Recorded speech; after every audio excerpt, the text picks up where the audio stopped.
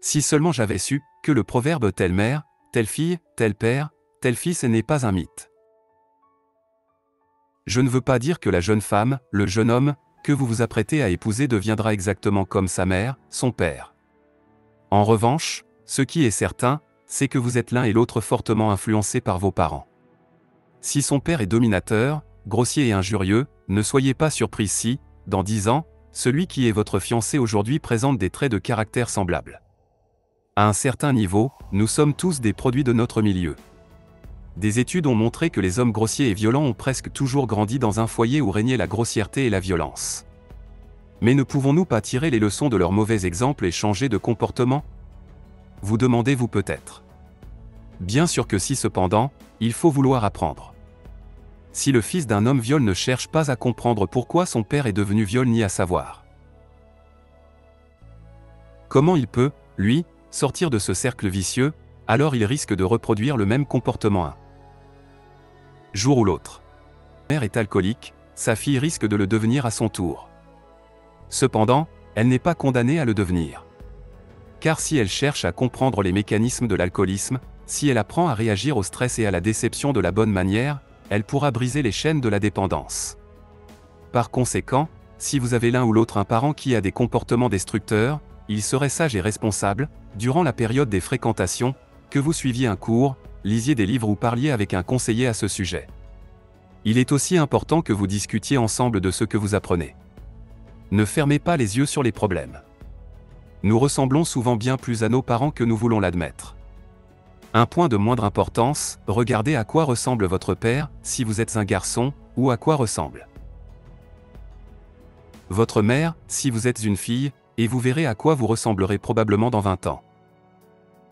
Si le père est dégarni, le fils le sera certainement aussi, et si la mère est active et énergique, la fille sera sans doute comme elle. Récemment, avec mon épouse, nous avons passé une semaine à la mer en compagnie de Shelley, notre fille, de John, son mari, et de nos 2 petits-enfants. Le premier jour, après le petit déjeuner, nous sommes allés à la plage.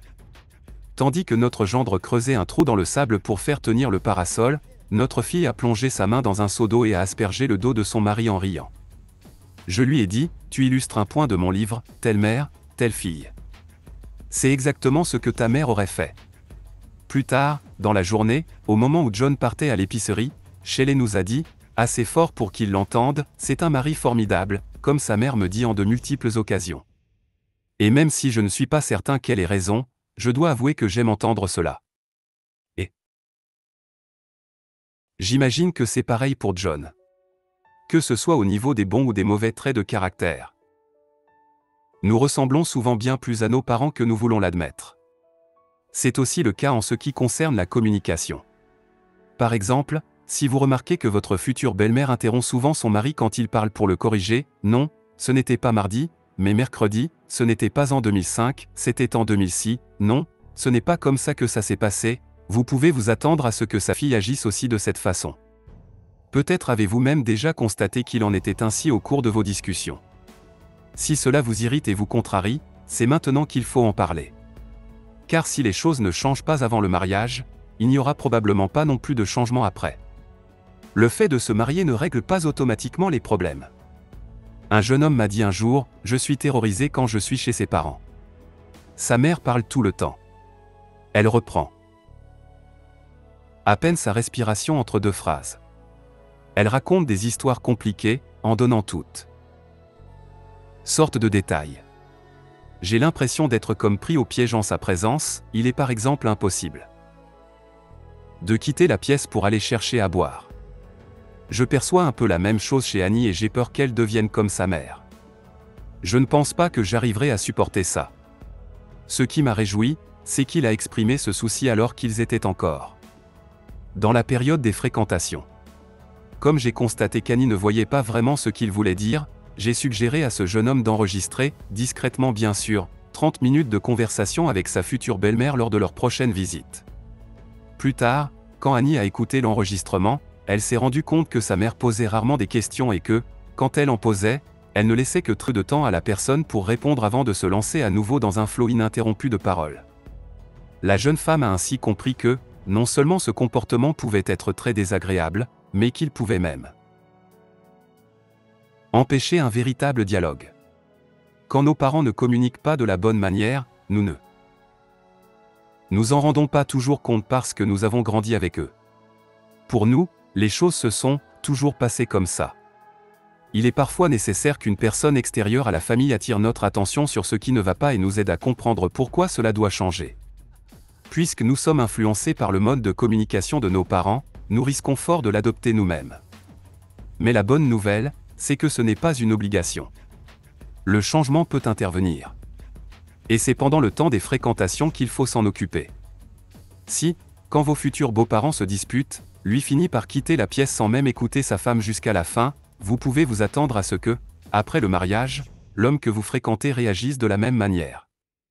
À moins, bien sûr, qu'il ne lise ce livre ou d'autres du même genre et que vous ne trouviez ensemble une façon plus saine de résoudre les conflits. Telle mère, telle fille, tel père, tel fils, la question de l'amabilité et de la politesse est aussi importante. Comment agissent ses parents dans ce domaine? Son père ouvre-t-il la porte de la voiture à sa femme? Si c'est le cas, votre fiancé attendra le même geste de votre part. Enlève-t-il sa casquette en rentrant à la maison? Si ce n'est pas le cas, son fils ne le fera sans doute pas non plus. Sa mère répond-elle aux questions à la place de son mari? Si oui, sa fille fera de même. Son père regarde-t-il sa femme quand elle lui parle ou continue-t-il à regarder la télévision sans se donner la peine de lui répondre? Son fils fera probablement pareil. Sa mère réclame-t-elle continuellement à son mari qu'il range le garage ou accomplisse une quelconque autre tâche? Si tel est le cas, attendez-vous à ce que sa fille fasse de même. Votre futur beau-père est-il un homme tranquille et réservé ou plutôt expansif et direct? Sa mère est-elle indépendante? Prend-elle souvent des décisions sans en parler à son mari? Prépare-t-elle les repas? Son père nettoie-t-il sa voiture? Sa mère est-elle femme au foyer ou exerce-t-elle une profession? Son père possède-t-il sa propre entreprise ou travaille-t-il pour un patron? Tond-il la pelouse ou paye-t-il quelqu'un pour le faire? Sa mère aime-t-elle les albums photos? S'engage-t-elle activement dans l'église? Et qu'en est-il de son père à lui, dans ce domaine? En vous posant ce genre de questions, vous saurez à quoi vous devez vous attendre si vous épousez la personne que vous fréquentez. Si l'une ou l'autre des réponses vous dérange, c'est le moment d'en discuter ouvertement. La solution est soit d'accepter ces traits de caractère, soit de réfléchir ensemble à la manière dont les choses pourraient changer. Souvent, aujourd'hui, dans notre culture du « tout de suite », les couples qui fréquentent passent peu de temps avec leurs futurs beaux-parents. Ils se marient sans vraiment connaître le contexte familial dans lequel l'autre a grandi. Ou s'ils passent du temps avec les beaux-parents, ils n'observent pas attentivement la manière dont ils se comportent et communiquent entre eux. Durant la période des fréquentations, on a tendance à relever les côtés positifs et à ne pas vraiment voir les comportements négatifs, parce qu'on ne peut pas imaginer que la personne qu'on va épouser les adoptera un jour. Pourtant, c'est très probablement ce qui risque de se produire, à moins qu'un travail ne soit fait et que des mesures ne soient prises pour que le jeune adulte ne répète pas les comportements erronés qu'il a observés durant son enfance. Je ne peux donc qu'encourager chaque couple à passer du temps avec les parents de l'un et de l'autre. Cela permet d'apprendre à connaître leur caractère, leur mode de communication, leurs valeurs et, surtout, leur façon de se comporter l'un envers l'autre.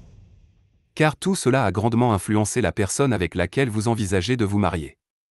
Si vous vous rendez compte que certaines choses vous dérangent, prenez vraiment le temps d'en parler avec votre petit ami, puis cherchez ensemble des solutions en vue d'un changement, afin que le dicton « telle mère, telle fille, tel père, tel fils » ne devienne pas réalité dans votre vie à deux. 1. Faites une liste des choses que vous aimez chez votre père, puis une liste des choses que vous considérez chez lui comme des traits de caractère négatifs. Si la jeune femme que vous fréquentez a déjà fait ça, telle mère, telle fille, tel père, tel fils, connaissance, demandez-lui de réfléchir elle aussi à ces choses. 2. Au regard de ces listes, discutez avec elle des domaines dans lesquels vous aimeriez être différent de votre père. 3. Que pourriez-vous faire pour que cela commence à changer pour elle? 1. Faites une liste des choses que vous aimez chez votre mère, puis une liste des choses que vous considérez chez elle comme des traits de caractère négatifs. Si le jeune homme que vous fréquentez a déjà fait sa connaissance, demandez-lui de réfléchir lui aussi à ces choses. 2. Au regard de ces listes, discutez avec lui des domaines dans lesquels vous aimeriez être différente de votre mère. 3. Que pourriez-vous faire pour que cela commence à changer? La jeune femme a ainsi compris que, non seulement ce comportement